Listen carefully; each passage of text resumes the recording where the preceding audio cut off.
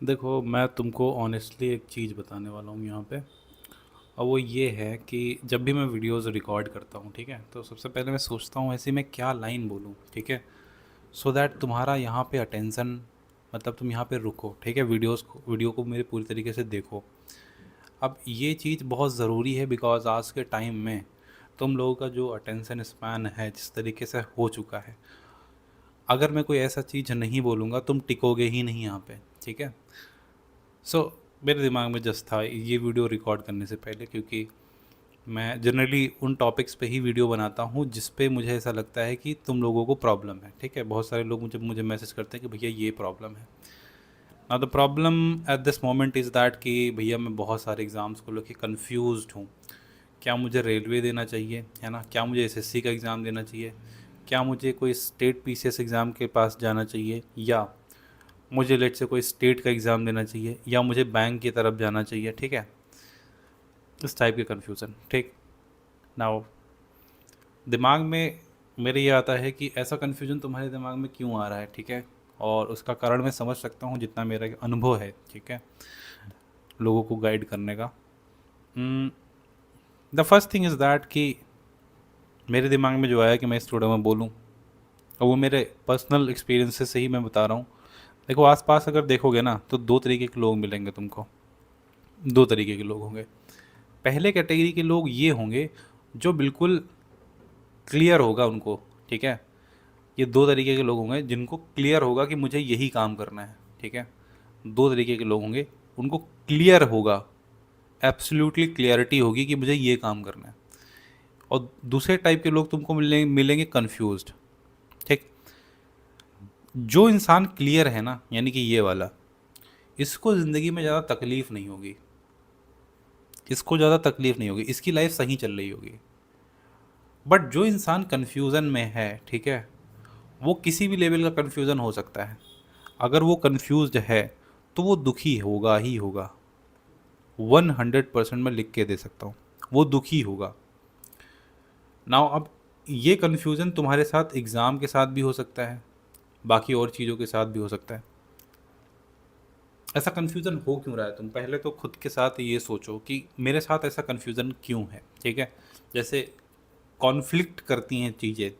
For example तुम SSC को लेके बैठते हो और दूसरे दिन तुम्हारा मन करता है कि लेट से मैं बैंक को लेके बैठ जाता हूँ, मैं बैंक का एग्ज़ाम दे देता हूँ। एसएससी का एग्ज़ाम अभी ढंग से नहीं हो रहा है बट फिर भी तुमको लगता है यहाँ पे पोस्ट अच्छी हैं, ठीक है। बैंक में देखते हो तुम्हारा पीओ वाला एग्ज़ाम है, ठीक है, वो तुमसे नहीं हो पा रहा है, ठीक है।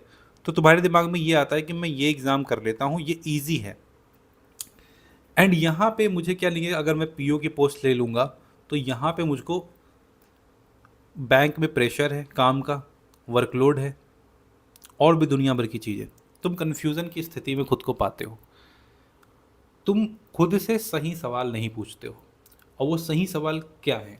सही सवाल ये है कि मेरी स्थिति कैसी है, ठीक है। अगर लेट्स से फॉर एग्जांपल कोई इंसान ऐसा है, ठीक है, स्थिति को हिंदी में कैसे लिखेंगे वो पता नहीं है मुझे, ऐसे शायद लिखते हैं। अगर कोई इंसान ऐसा है जिसको जॉब की बहुत नीड है, ठीक है, बहुत नीड है, मतलब चाहिए ही चाहिए विद इन 6 मंथ, मैं उस इंसान से दो सवाल पूछूंगा। पहला सवाल, क्या तुम्हारी एप्टीट्यूड अच्छा है, क्या तुम्हारा एप्टीट्यूड अच्छा है, ठीक है। अगर तुम्हारा एप्टीट्यूड अच्छा है, विदाउट एनी डाउट तुमको पीओ वाले एग्जाम्स की तरफ जाना चाहिए, ठीक। अगर तुम्हारा एप्टीट्यूड नहीं अच्छा है, अगर तुम्हारा एप्टीट्यूड नहीं अच्छा है तो मैं फिर भी बोलूँगा इसको अच्छे करने की कोशिश करो, अगर गुंजाइश हो तो इधर ही जाना। बट अगर कोई इंसान ऐसा है जो फॉर एग्जांपल बीकॉम बैकग्राउंड का है, ठीक है, या लेट्स से उसने बीए कर रखा है, इस टाइप की कोई डिग्री है तुम्हारे पास, और तुम्हारा जो एप्टीट्यूड है वो ख़राब है, ख़राब इन द सेंस तुमको बेसिक चीज़ें भी नहीं आती। ए प्लस बी का होल स्क्वायर अगर तुमने कभी पढ़ा हो, ठीक है, अगर तुम उसको खोल के लिख सकते हो और इसमें कुछ सोच पा रहे हो, ठीक है, ये भी नहीं सोच पा रहे हो अगर तुम, ठीक है, इन दैट केस तुम अपने स्टेट के एग्ज़ाम्स को देखो। स्टेट के एग्ज़ाम्स में कोई सब एग्ज़ाम होता है। अब तुम ये कहोगे सर वहाँ पे तो पेपर लीक हो जाते हैं। सुन लो पहली बात मेरी, पेपर पेपर लीक हो जाते हैं। तुम ये देखो सबसे पहले कि कौन से एग्ज़ाम्स हैं जिनको मैं टारगेट कर सकता हूँ। ऐसा नहीं होता है कि 100% पेपर लीक होता है और सीटें बिक जाती हैं, ऐसा कभी नहीं होता है। ठीक, तो तुमको ये काम करना है। सेकंड पे तुमको एसएससी के तरफ मोड़ना है अपना रथ। But the problem with SSC is कि इस टाइम जब तक एडिक्यूटी कराएगा, ठीक है, मैं नहीं गारंटी ले सकता हूँ तुम्हारा कब सिलेक्शन होगा। तो इट इज़ वेरी नेसेसरी कि आप एक सही एग्ज़ाम पकड़ो। अनटिल अनलेस आपके पास एक सही एग्ज़ाम नहीं आएगा दिमाग में, आप कन्फ्यूज़न की स्थिति में रहोगे, और जब तक कन्फ्यूज़न की स्थिति में रहोगे तब तक तुम्हारा कोई एग्ज़ाम क्लियर नहीं होगा। मैं हमेशा सजेस्ट करूँगा, अगर आपका एप्टीट्यूड ठीक है, ठीक मतलब एवरेज हो पढ़ने में या एबव हो, है ना, मेहनत कर सकते हो, बैंक का कोई सा भी एग्ज़ाम पकड़ लो, तुमको 1 साल में जॉब मिल जाएगी। बट अगर तुम नहीं कर पा रहे हो तो तुम्हारे पास दो ऑप्शन बनते हैं, एसएससी के एग्ज़ाम सारे, ठीक है, प्लस फॉर एग्जांपल तुमने अगर बीटेक कर रखी है तो बहुत सारी वैकेंसीज आती हैं कंप्यूटर साइंस में या इलेक्ट्रिकल में, या जैसे कि जेई की वैकेंसी आ गई। ये एग्ज़ाम तुमको छोड़ने ही नहीं है, तुमको बिल्कुल छोड़ने ही नहीं हैं, समझ रहे हो। ये एग्ज़ाम तुम्हारी पहली प्रायोरिटी पे होनी चाहिए। फॉर एग्जांपल जैसे मैं कहता हूँ कि अभी एक रिक्रूटमेंट आई थी कोल इंडिया की, ठीक है, अब बहुत सारे लोग नहीं जानते होंगे, है ना, बट अगर जिसने ईसी ब्रांच में या लेट्स से ईआई ब्रांच में या डबल ई में, है ना, अगर मैं पूरी तरीके से सही हूँ, डबल ई भी शायद इंक्लूड थी, या सीएस में या आईटी में अगर तुमने बीटेक कर रखी थी तो ये पोस्ट बहुत अच्छी पोस्ट थी। तुम कहोगे सर 43 पोस्ट थी इसमें केवल, कोई दिक्कत नहीं है भाई, तुमको करना था। अगर तुमने बीटेक कर रखी है, ठीक है, एक गेट नाम का एग्ज़ाम होता है, ठीक है, देना ही देना है। अब तुम कहोगे सर गेट देने से तो क्या होता है, तो हायर एजुकेशन के लिए, गेट हायर एजुकेशन के लिए नहीं होता है। गेट से बहुत सारी रिक्रूटमेंट्स होती हैं, जैसे airport authority of India recruit करती है, इसरो रिक्रूट करती है, बीएआरसी रिक्रूट करती है। ठीक, अगर तुम्हारे पास अपॉर्चुनिटी है, गेट का एग्ज़ाम तुमको देना ही देना है, ठीक है। नहीं हो पा रहा है, ठीक है, फॉर एग्जांपल तुमने कोई कोई टेक्निकल डिग्री नहीं है तुम्हारे पास, उस फील्ड में जो भी एग्ज़ाम्स होते हैं पहली प्रायोरिटी आपको उसको देनी है, ठीक है। जितने जेनरिक एग्ज़ाम होते हैं हमारे देश में, इंडिया में जितने भी जेनरिक एग्ज़ाम होते हैं, जैसे वो चाहे एसएससी का एग्ज़ाम है, वो चाहे पीओ का एग्ज़ाम है ना, वो बाकी और भी एग्ज़ाम जितने भी होते हैं, ये एग्ज़ाम तुम्हारी सेकंड प्रायोरिटी पे होनी चाहिए। पहली प्रायोरिटी में ये होना चाहिए कि अगर तुमने कोई टेक्निकल डिग्री हासिल करी है, ठीक है, उस फील्ड के जो एग्ज़ाम्स हैं उसमें ही आपको एक्सेल करने की कोशिश करनी है। अब ये बात तुमको कोई नहीं बताएगा, ये बात तुमको कोई नहीं बताएगा। क्यों नहीं बताएगा? क्योंकि सबको पड़ी है अपने कोर्स बेचने की, ठीक है। ये चीज़ सबसे पहले क्लियर करो कि तुमको अगर गवर्नमेंट जॉब चाहिए, है ना। देखो अब मैं तुमसे एक थोड़ी सी ऐसी चीज़ बोलूँगा, बहुत सारे लोग कहेंगे सर मुझे तो गवर्नमेंट जॉब चाहिए। तो बस तुम ये देखो कि वो जॉब गवर्नमेंट हो, ठीक है।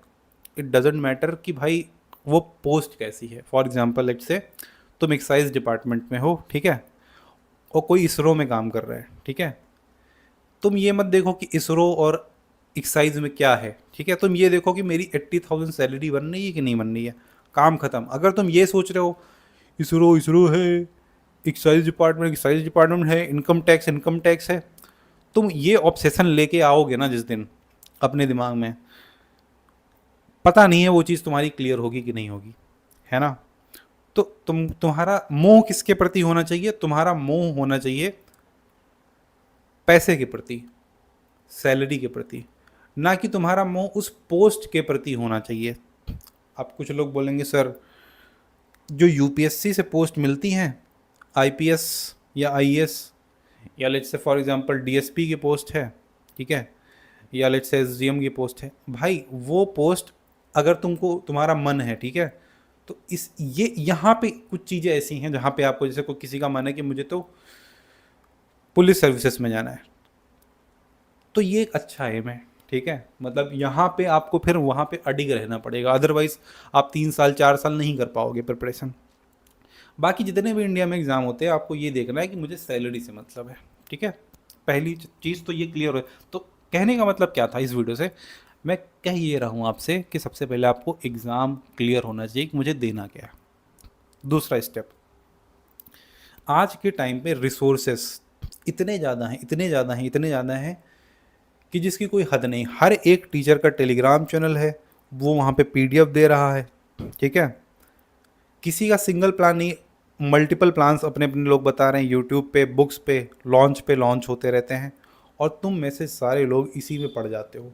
फिर कहते हो एग्ज़ाम सर क्लियर नहीं हो रहा है। फर्स्ट डे से क्लियर रखो, ठीक है। फर्स्ट डे से नहीं तो कम से कम 20 से 25 दिन उस एग्ज़ाम के बारे में रिसर्च करो। देखो कि सबसे मोस्ट पॉपुलर रिसोर्सेज क्या हैं जो बाकी टॉपर फॉलो करता है, ठीक है। अब कहोगे सर टॉपर फॉलो करता है, टॉपर जैसा तो मेरा ब्रेन नहीं। भाई समझो, जैसे मैं एग्जांपल ले रहा हूँ, एम लक्ष्मीकांत सब कोई फॉलो करता है, और जितने भी सिविल एस्पिरेंट होते हैं मोस्टली लोगों के लगभग लगभग 90% सवाल आप बन जाएंगे, चाहे स्टेट पीसीएस दो आप, चाहे यूपी पीसीएस दो, है ना, या बीपीएससी दे दो। अब इस बार वाला मैं नहीं कह रहा हूँ, ठीक है, जो 2026 में हुआ था यूपीएससी। एक रिसोर्स एक सब्जेक्ट के लिए, ठीक, प्लस अपने नोट्स, उसके बाद में उसके शॉर्ट नोट्स, उसके बाद में सारे पीवाईक्यू लगाने लगभग 25 साल के, उसके बाद में ढेर सारे मॉक, ढेर सारे मॉक। सिंपल इतना काम करना है, इतने स्टेप ही रखने हैं तुमको। एक फलाना टीचर आया, उसने ये बैच लॉन्च करी, कोर्स लॉन्च किया, रिवीजन बैच, ये बैच, करंट अफेयर बैच, नहीं करना है। अगर तुम ये कर रहे हो तुम्हारा सिलेक्शन कभी नहीं हो पाएगा। स्ट्रैटेजी एक बार बनाओ, ठीक है। मैं भी बीच बीच में देखते हो मैं स्ट्रैटेजी वीडियोस लेके आता हूँ, बट मेरी स्ट्रैटेजी में तुम देखोगे तो 80% चीज़ें बिल्कुल सेम रहती हैं। मैं थोड़ा बहुत बताता हूँ समय के साथ, हाँ अभी ऐसा ऐसा हो रहा है, पैटर्न में ये बदलाव आ रहा है, आप ये चीज़ें कर लो, ठीक है। बट 80% चीज़ें मैं हमेशा सेम रखता हूँ, ठीक है।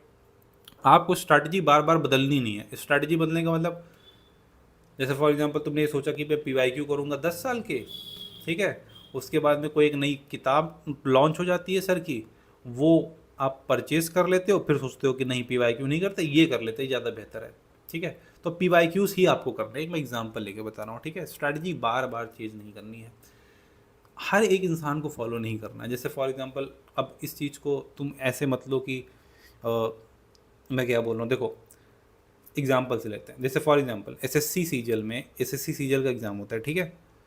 बहुत सारे बच्चे होते हैं सेलेक्ट हो जाते हैं, ठीक है। एटीसी का जो, अभी इससे पहले मैं एटीसी के लिए पढ़ा रहा था, ठीक है, 20 प्लस बच्चे सेलेक्टेड हुए मेरी बैच से, ठीक है। कितनी सीट थी? 300 सीट। फर्स्ट टाइम मैंने गाइड करा उन लोगों को, 20 प्लस सिलेक्शन हुए। अब उसमें से कोई सा बच्चा आए और वो एक यूट्यूब चैनल स्टार्ट कर ले, ठीक है, वो बताने लगे ये कर लो, ये कर लो, ये कर लो, नहीं होगा। एक बात ध्यान रखो, जो टीचर का जो अनुभव होता है ना, वो बहुत मायने रखता है। कोई भी बच्चा आके वो कल को नया एक चैनल बना ले और तुमको बोले कि मैं ये चीज़ें मैंने करी थी और तुम भी ये कर लो, तुमको इतना हार्ड वर्क नहीं करना पड़ेगा, झूठ है। There is no substitute to hard work, तुमको हार्ड वर्क करना ही पड़ेगा। कहीं कहीं शॉर्टकट्स हो सकते हैं, जैसे मैं बोलता हूँ कि हमेशा 30 वीडियोज़ हैं अगर 2 घंटे की नंबर सिस्टम की, तो तुम इतना ना करो, ठीक है। बट हाँ, मैं तुमसे ये बोलूँगा यार 10 से 15 घंटे का तो कंटेंट तुमको फॉलो करना पड़ेगा। वो वीडियो फॉर्मेट में हो सकता है, वो किसी भी फॉर्मेट में हो सकता है। तो अगर कोई तुमसे ये बोले कि यार बिल्कुल शॉर्टकट एक तरीका है, मत करना। मैं तुमको सही बता रहा हूँ, अगर मैं अपनी ईमेल खोल के दिखा दूँ, कम से कम 100 ईमेल पड़ी हुई हैं, 100 ईमेल स्पॉन्सर्स की, ठीक है।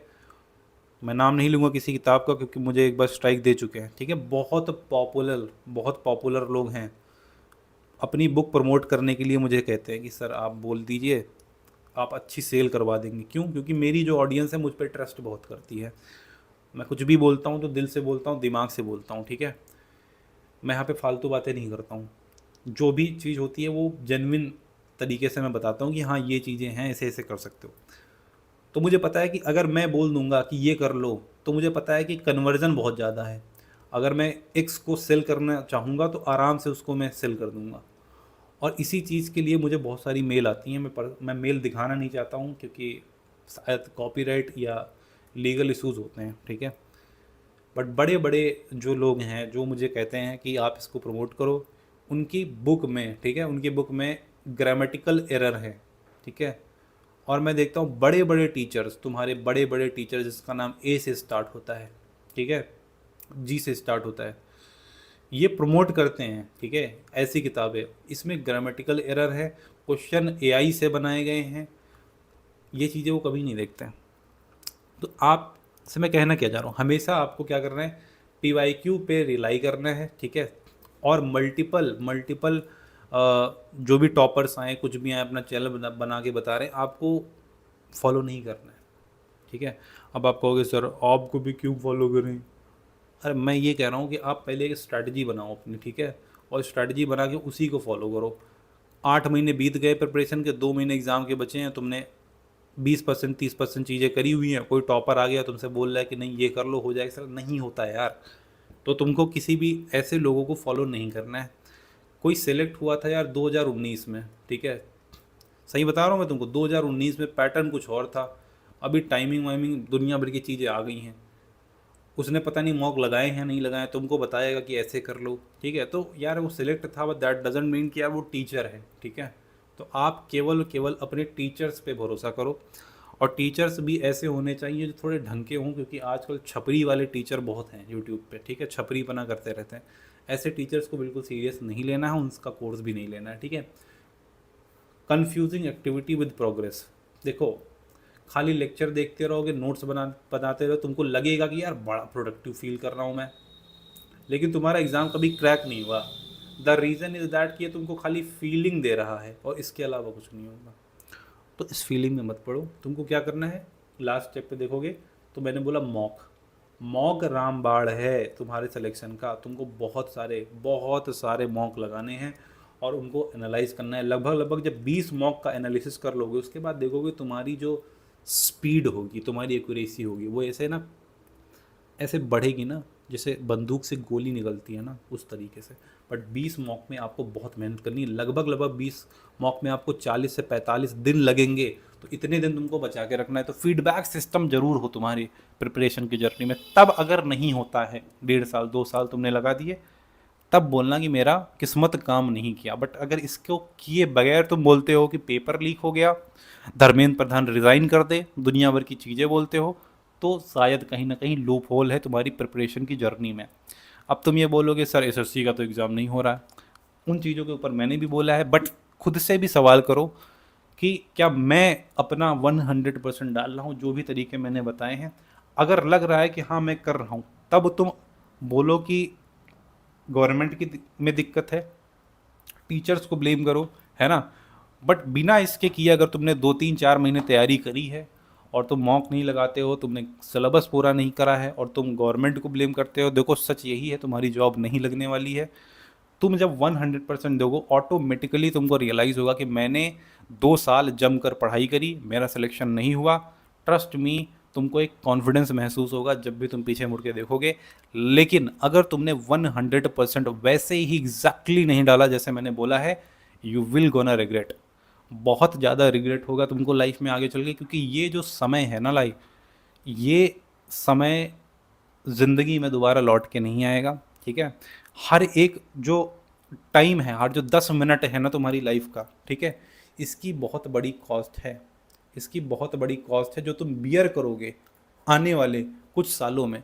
जब तुम्हारा ग्रेजुएशन हो जाएगा आज से 2 साल 3 साल 4 साल बाद, तुमको महसूस होगा कि मैंने शायद मैं जो वो टाइम था उसको यूटिलाइज़ कर लेता हूँ। मैं तुमको एक बहुत ही जो है एक एडवाइस देना चाहता हूँ, बहुत ही बहुमूल्य बोल सकता हूँ। जैसे जैसे तुम्हारी एज बढ़ेगी, ठीक है, अभी तुम कितने के होगे, जैसे 19 के हो, 20 के हो, ठीक है, कुछ शायद हो सकते हैं मेरा वीडियो देख रहे हैं 25 के। तुम एज अपना ज़रा कमेंट करना, ज़रा मैं देखूँगा कितने, मतलब किस एज ग्रुप का जो ऑडियंस है मेरा वो है। मुझे ऐसा लगता है 20 के आसपास होगे तुम लोग, है ना। जैसे जैसे ये बढ़ेगा, 25 के ऊपर निकलेगा, 25 26 27, तुम्हारी एनर्जी कम होती जाएगी, चीज़ें बिल्कुल नई नहीं। देखो होता क्या है, जैसे तुम एग्जांपल से समझाता हूँ, एक नया चैप्टर पढ़ो, जैसे नंबर सिस्टम पढ़ रहे हो, ठीक है, नंबर सिस्टम से बोर हो गए हो और नेक्स्ट टॉपिक में तुमको कंपाउंड इंटरेस्ट पढ़ाऊंगा, तो तुमको अच्छा लगेगा, तुम इस पे जंप करोगे। लेकिन नंबर सिस्टम बार बार पढ़ाता रहो तो तुमको बोर लगेगा, है ना। तो जैसे जैसे समय बढ़ेगा, आपको आपके लिए कोई भी चीज़ बोरिंग नहीं रहेगी, मतलब बोरिंग होने लगेगी, क्योंकि आप नई नहीं रहेगी कोई चीज़, न्यू चीज़ों का खात्मा होता जाएगा। और धीरे धीरे जब 28 29 पे पहुँचोगे, तो तुमको हर चीज़ बोरिंग लगने लगेगी। हर चीज़ प्रिपरेशन से, मोटिवेशन से, कुछ भी नहीं तुमको फील होगा, और वो सबसे ज़्यादा बुरी हालत होगी। इसलिए 22-23 की एज पे आराम से जॉब लो, ठीक है, मेहनत करो दबा के, और ये पॉसिबल है, ठीक है। बहुत ज़्यादा रंडी रोना करके ज़िंदगी में कुछ नहीं होना है, ठीक है। और इसी के साथ इस वीडियो को अंत करता हूँ, और आई होप कुछ वैल्यू ऐड हो पाई होगी तुम्हारी ज़िंदगी में इस पूरे वीडियो को देखने से। मिलते हैं नेक्स्ट वीडियो में। अगर आप इस चैनल पे नए हो तो सब्सक्राइब करना, और इसी के साथ इस वीडियो का अंत करते हैं। मिलते हैं नेक्स्ट वीडियो में, तब तक के लिए take care, bye bye and see you in the next one.